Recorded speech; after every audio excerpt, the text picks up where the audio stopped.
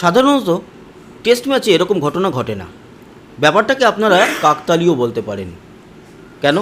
তার কারণ এই যে ভারত বনাম ইংল্যান্ডের 5 ম্যাচের টেস্ট সিরিজ চলছে, তার তো প্রথম ম্যাচ ইংল্যান্ড জিতেছিল, দ্বিতীয় ম্যাচ ভারত জিতেছে, সিরিজ এই মুহূর্তে ব্যালেন্সড। আর তৃতীয় ম্যাচ চলছে 10ই জুলাই 2025 সেই তারিখ থেকে। আজ ছিল তৃতীয় দিন। আর তৃতীয় দিনের খেলার শেষে আমরা যেটা অদ্ভুত একটা জিনিস দেখলাম, সেটা দেখে অবাক হওয়ার মতোই। কেন? ফার্স্ট ইনিংসে ইংল্যান্ড করেছিল 387 রান, আর তার জবাবে খেলতে নেমে ফার্স্ট ইনিংসে ভারত করেছে 387 রান। এটা কাকতালীয়। এই ধরনের ঘটনা টেস্ট ক্রিকেটে সাধারণত ঘটে না। যাই হোক, এটা হয়েছে এবং সেটা আপনারা জানেন। দেখুন, আজকের এই যে 387 রান ইন্ডিয়া তুলেছে, সেখানে কিন্তু 118 মতো ওভার তারা ব্যয় করেছে। অন্যদিকে ইংল্যান্ড যে 387 রান করেছে, তারা ওই 6-7 ওভারের মতো কম ব্যয় করেছে। 112 ওভারের মতো তারা খেলেছিল। তাদেরও একটি সেঞ্চুরি ছিল, আমাদেরও একটি সেঞ্চুরি আছে। আমাদের সেঞ্চুরি করেছে কেএল রাহুল সেঞ্চুরিটা করেছে অনেক ধৈর্যের পরীক্ষা দিয়ে। আপনাদের জানিয়ে রাখি, কেএল রাহুল 177 বল খেলে এই 100 করেছে, এবং 199ও নয়, 101ও নয়, একেবারে 100 করার পরই আউট হয়েছে, এবং শোয়েব বশিরের বলে আউট হয়েছে। ক্যাচ ধরেছে হ্যারি ব্রুক। 13খানা 4 মেরেছে, কোনো 6 নেই। Strike rate 56.50। ওকে, তাই কেএল রাহুলের প্রশংসা করতেই হয়। লর্ডসে কিন্তু ভারতীয় ব্যাটাররা যারা সেঞ্চুরি করেছে, সেই ঐতিহাসিক নামের মধ্যে কেএল রাহুলের নামটা থেকে যাবে। আরেকজনের নাম না বললেই নয়। দেখুন, আরও দুজনের নাম বলা যেতেই পারত। এক হচ্ছে গিয়ে আমাদের ঋষভ পান্থ, উইকেট কিপার, আর আরও একজন হচ্ছে রবীন্দ্র জাদেজাও কিন্তু অসাধারণ খেলেছে। কিন্তু ঋষভ পান্থকে কেন আমি আলাদাভাবে হাইলাইট করতে চাইছি, সেটার একটা কারণ, ঋষভ পান্থ আঙুলে চোট পেয়েছিল, আপনারা জানেন, উইকেট কিপিং করার সময়।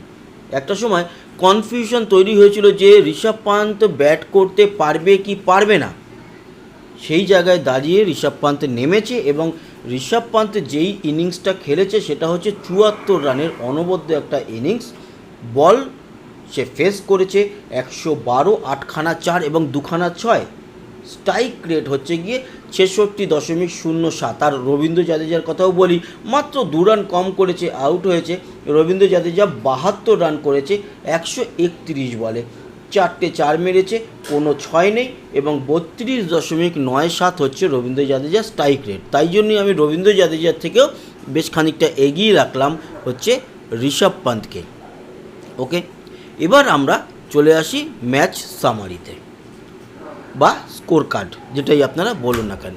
স্কোর কার্ডে এসে গেছি। দেখুন, সেই অদ্ভুত যে কাকতালীয় ব্যাপার বলছিলাম, 387 রান করেছিল ইংল্যান্ড এবং 387 রানই করেছে ইন্ডিয়া। তার মানে কেউ কোনো রানে এগিয়ে পিছিয়ে শেষ করেনি ফার্স্ট ইনিংস। তার মানে যেটা দাঁড়াচ্ছে, আর মাত্র 2 দিনের খেলা বাকি। 2 দিনের মধ্যে একটা টার্গেট দেবে ইংল্যান্ড, সেই টার্গেট চেস করতে হবে ভারতকে। এটাই দাঁড়াচ্ছে ওভারঅল। এবং এটাও আমাদের দেখতে হবে যে এই মুহূর্তে 2 দিনে ক উইকেটের খেলা বাকি? 20 উইকেটের খেলা বাকি। 10 উইকেট রয়েছে ইংল্যান্ডের হাতে, 10 উইকেট রয়েছে ইন্ডিয়ার হাতে। এই 20 উইকেট কিন্তু খেলেছে 3 দিন ধরে, আর 2 দিনের খেলার মধ্যে রয়েছে 20 উইকেট। তাই এই ম্যাচের কিন্তু উইন প্রবাবিলিটি সেটা ড্রয়ের দিকেও যেতে পারে। এই মুহূর্তে যেটা দেখা যাচ্ছে যে ইন্ডিয়া যখন ইনিংস শেষ করলো 387 রানে, তখন ইংল্যান্ড খেলতে নেমেছে। মাত্র 1 ওভার খেলা হয়েছে, জসপ্রীত বুমরাই বল করেছে। ওই 1 ওভারে জসপ্রীত বুমরা মাত্র 2 রান দিয়েছে, আর ইংল্যান্ড 2 রান তুলেছে। ফলে এই মাত্র 2 রানে এগিয়ে আছে। আজকের স্টাম্পস হয়েছে, মানে আজকের খেলা শেষ হয়েছে। এই হচ্ছে ওভারঅল পজিশন। আর জ্যাক ক্রলি আর বেন ডাকেট রয়েছে এই মুহূর্তে পিচে, মানে পিচে তো এখন নেই, নাইট ওয়াচ হিসাবে। জ্যাক ক্রলি ফেস করেছিল এবং ক্রলি 6 বলে 2 রানেই নট আউট রয়েছে। এই হচ্ছে সিচুয়েশান। অন্যদিকে আরও আমাদের যে ব্যাটার যারা রয়েছে তাদের কথা বলবো। নীতিশ কুমার রেড্ডিও কিন্তু আজকে একটা ভালো ইনিংস করেছে, ভালো বলতে বিরাট ব্যাপার না হলেও মোটামুটি একটা করেছে। এইবার দেখুন সব জায়গায় সমান দাঁড়িয়ে আছে।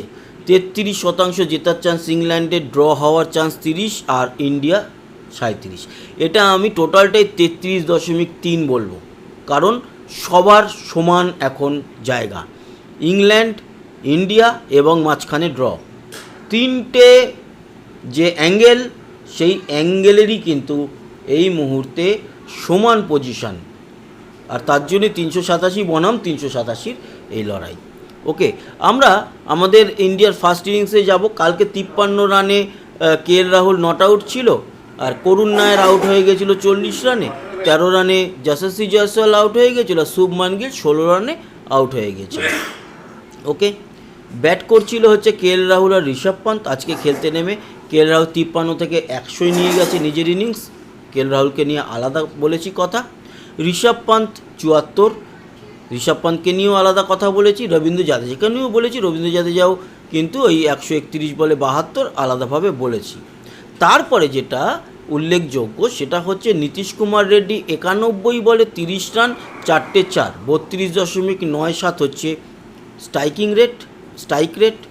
ওয়াশিংটন সুন্দর 76 বলে 23 রান, 1টা 4, 1টা 6, 30.26 হচ্ছে স্ট্রাইক রেট। আর আকাশদীপ 10 বল খেলে 7 রান, 1টা 6 মেরেছে, 70 হচ্ছে স্ট্রাইক রেট। জাসপ্রীত বুমরা কোনো রান করতে পারেনি, 8টা বল খেলেছে, 0-0-0 সব কিছুতেই। মোহাম্মদ সিরাজ নট আউট ছিল, কারণ লাস্ট ব্যাটার হিসাবে ওয়াশিংটন সুন্দর আউট হয়ে গেছে। এই হচ্ছে গিয়ে পজিশন, এবং মোহাম্মদ সিরাজ 2টো বল খেলে 0-0-0 সব কিছুই। তারপরে তো বললামই যে ইংল্যান্ড খেলতে নেমে মাত্র 2 রান করেছে, সেখানেই এই মুহূর্তে ম্যাচ দাঁড়িয়ে আছে। তারপর 2 দিন 20 উইকেটের খেলা। কালকে ইংল্যান্ডের ফার্স্ট যে শুরুটা, সেই জায়গাটা ভাইটাল আছে। ইংল্যান্ডের যদি কালকে সকালেই দিনের শুরুতে, মানে আমাদের ভারতীয় সময় সকাল নয়, ভারতীয় সময় বিকেল 3:30 ওখানকার লর্ডসের সকালে যখন ম্যাচ শুরু হবে, সে সময় একটু তো হিমেল বাতাস একটু পাওয়া যেতে পারে সুবিধা পিচ থেকে। তাতে মিডিয়াম ফাস্ট বোলাররা সবসময় লর্ডসে ভালো পারফর্ম করে। মহিন্দর অমরনাথ মনে আছে 1983 বিশ্বকাপ। তো কালকে নীতিশ কুমার রেড্ডির একটা চান্স আছে ফার্স্ট কালকে নিয়ে এসে, যদি তাকে দিয়ে বল করিয়ে অন্তত স্টার্টিংয়ে 2-3টে উইকেট তুলে যদি নিতে পারে, তাহলে খানিকটা দেখা যেতে পারে। তবে এটুকু বলবো, এই ম্যাচটা ড্রয়ের দিকে এগোনোর সম্ভাবনা সবথেকে বেশি হয়ে দাঁড়িয়েছে আজকের খেলা দেখে, যেগুলো বা যতটা উপলব্ধি করতে পারলাম। তো বন্ধুরা, এই ছিল আপডেট। আশা করি আপনাদের এই আপডেট ভাল লাগলো, এবং এই সিচুয়েশান সেটা শুনেও আপনাদের যারা খেলাপ্রেমী তাদের একটুখানি সংশয় রইল। সংশয়টা থাকুক, খেলা মানেই সংশয়, খেলা মানেই টেনশন, থাকুক, সেটা ভালো জিনিস। আগামীকাল কি হচ্ছে না হচ্ছে, কি হলো না হলো, তাই নিয়ে কাল রাতে দেখা হচ্ছে। সবাই ভালো থাকবেন, সুস্থ থাকবেন, আবার দেখা হবে। আর সাবস্ক্রাইব করে সঙ্গে থাকবেন। টাটা।